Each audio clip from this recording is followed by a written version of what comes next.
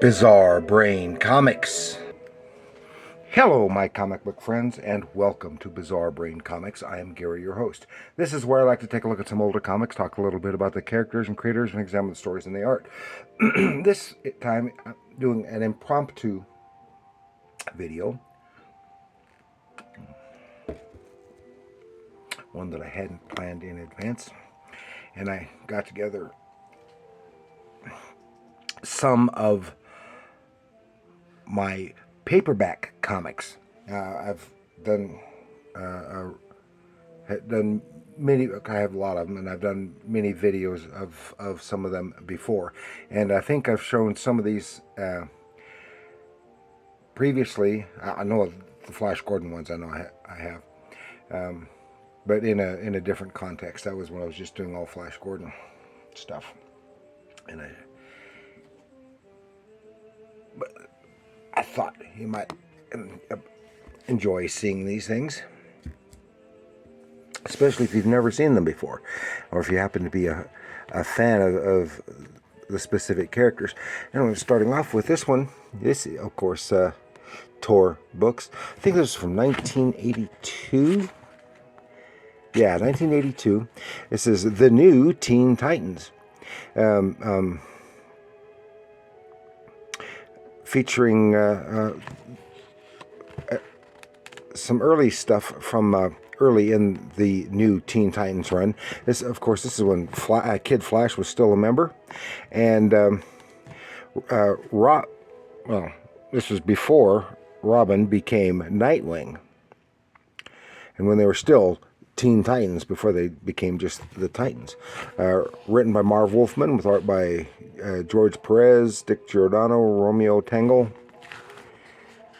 Of course, all black and white. And some nice adventures, nicely drawn. Of course, it was George Perez, because he became real popular with this at that time.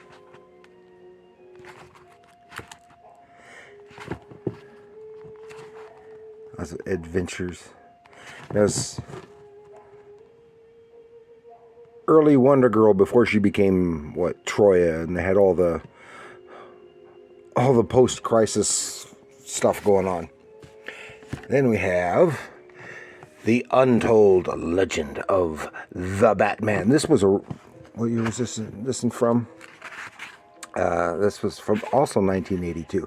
This was originally a 3-issue miniseries, which I think I still have somewhere. And of course, this was nice cover. Jim Aparo. Most of the interior art. See, written by Len Wein with art by Jim Aparo and John Byrne. So this is some early John Byrne stuff, but it was I think he was just the inker, which was kind of unusual for him. And you can see little bits of in his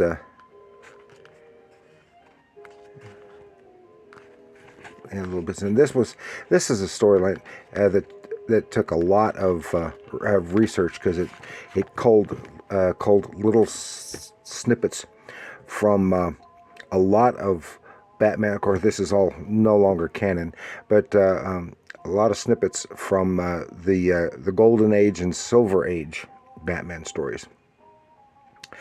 But it was really cool, and it was, as I said, it was originally a 3-issue miniseries, and then it was produced for audio and released with a comic book and a tape for 3 tapes, 3 comic books, and of course made it almost impossible to get all 3. I think I've got the first part, but I think the entire audio portion is available on YouTube.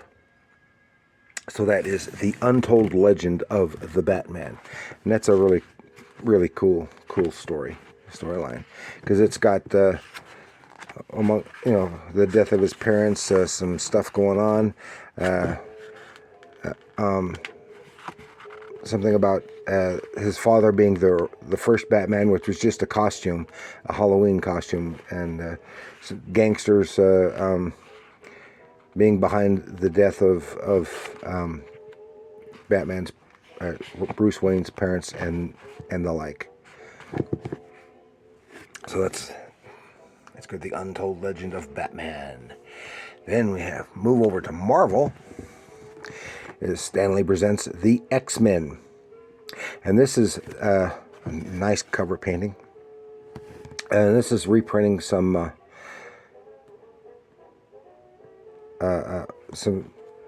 material from, again, written by Len Wein, art by Dave Cockrum. What year was this? Originally 75 and 78. So this was 82. This was also 82. Because of course reprinting some earlier stuff from the 70s, with the X-Men made a resurgence in the comics. And this also has some. It's Len Wein, Dave Cockrum, Chris Claremont, John Byrne, and Terry Austin are our creatives here. Oh, Banshee! Haven't seen Banshee in ages. Of course, an early interpretation of Wolverine, not too long after he made his appearance. Also, shows an early Colossus. Oh, Sunfire, that Japanese meat. Yeah. Psy-War. So this is probably using reprinting 3 or 4 regular comic book stories. So it's good size, so it could be. And then something completely different, but still from Marvel Comics. And this one's in full color. Yes, 007, James Bond, For Your Eyes Only. This was released in conjunction, of course, originally released as a mini-series, and also as a magazine size. But unfortunately, there are no creator credits here. It's got all the credits for the movie, though. Ian Fleming's James Bond, adapting the movie For Your Eyes Only. Roger Moore, Carol Bouquet, Topol. I like Topol, he's good. He also played Zarkov in the Flash Gordon movie. And Lynn Holly Johnson, who was an actual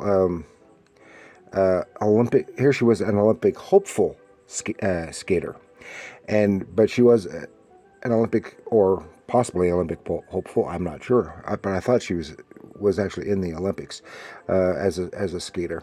And then she had a short-lived acting career after that.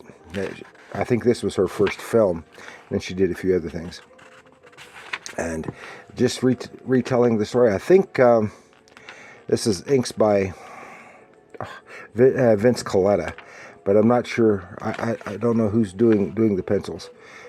It sure doesn't look like Vinny Colletta doing the pencils. So, but it's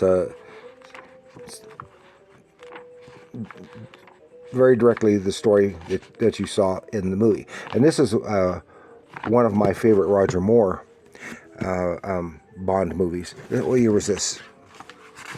I think I was still in the Navy when I first saw it. So that was 81. 1981.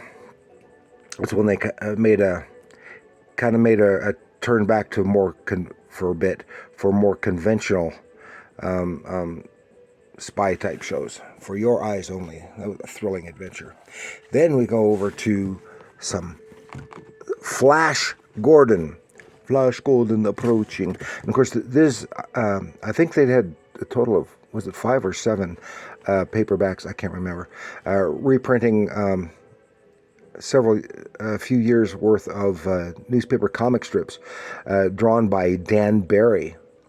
This is volume 5. I put this one in front because I really like that cover painting. And this is not the Flash Gordon like from the movies or the movie serials. In the 50s, I think it was, they had kind of a soft reboot, and might have been in the 60s. And instead of being Flash Gordon and company being trapped on the planet Mongo, they finally got home, and he became a regular astronaut, so they weren't stuck in the 30s anymore. And he's a nice bit, and he's like a colonel in the Space Force or something like that.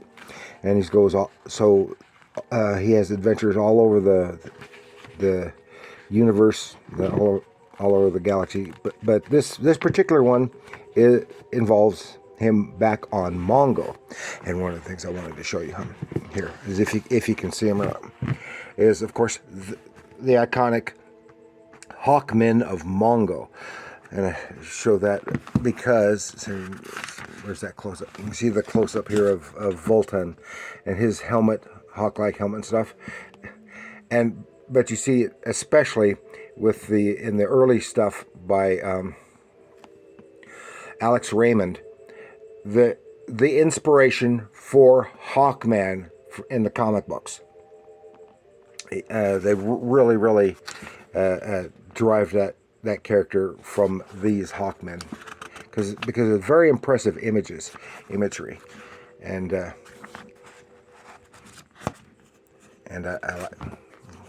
really like these. This one's volume 5, and this one is volume 4 with a cover drawn by Boris Vallejo, but it's a line drawing, not a painting as you're used to seeing from him.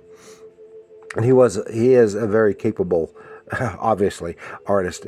But since it was the comics, he did it to look like the comics. It's still drawn by Dan Barry. Some of the stuff got a little silly, and I think these were stories, reprinting stories. I think from the 60s and early 70s, because this volume was printed 1980.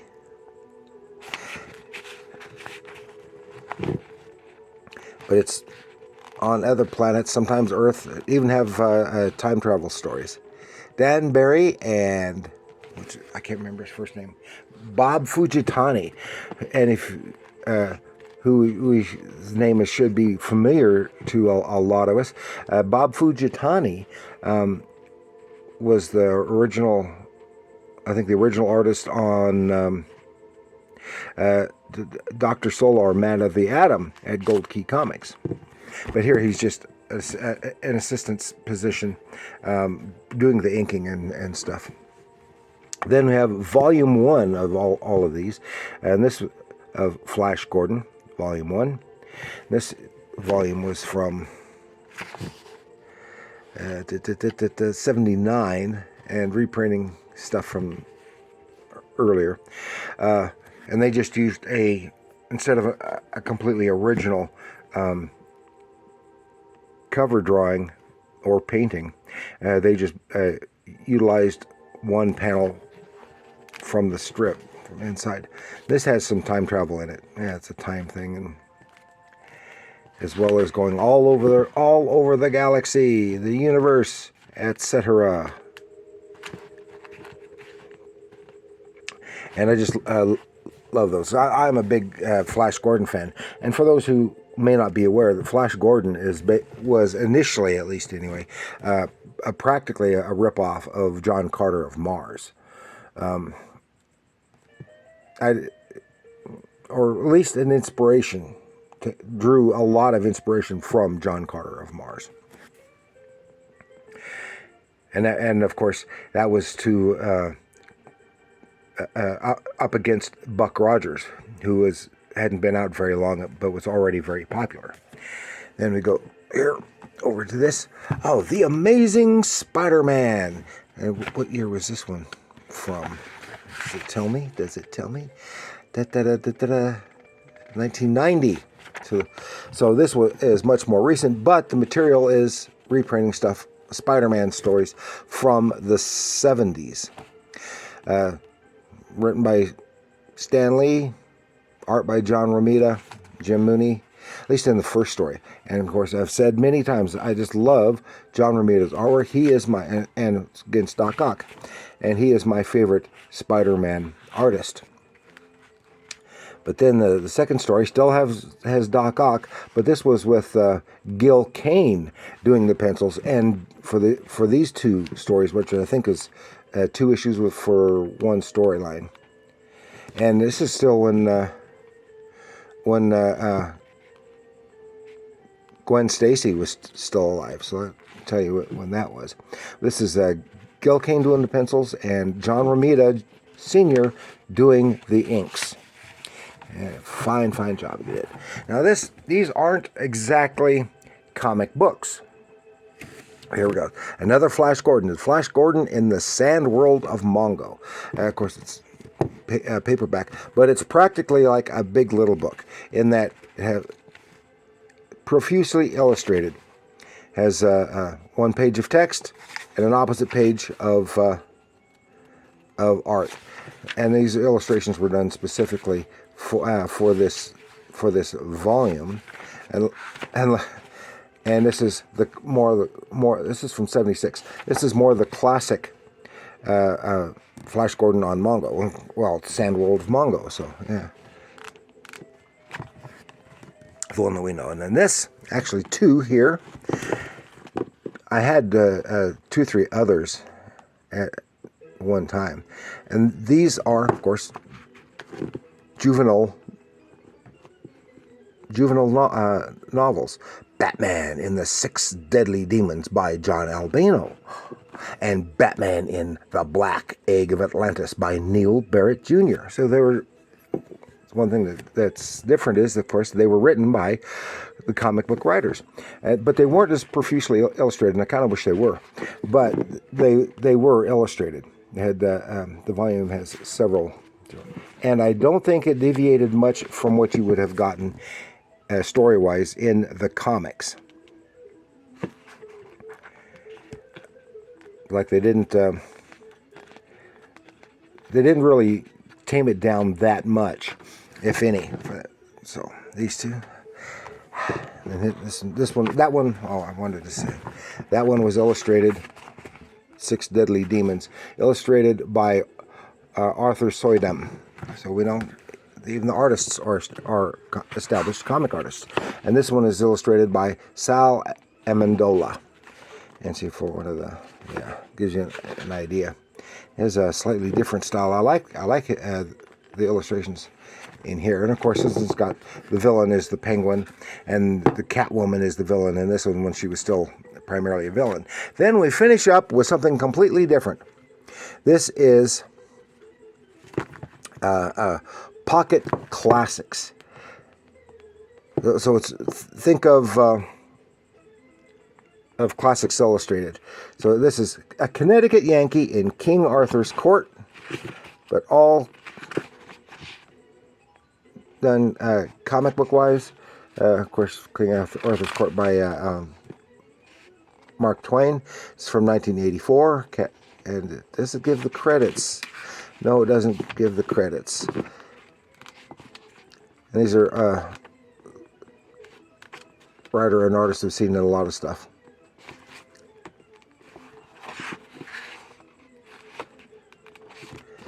And of course, Connecticut Yankee in King Arthur's court. Fellow falls asleep, and he wakes up way back in the time of knights of yore and the round table, and stuff happens is all.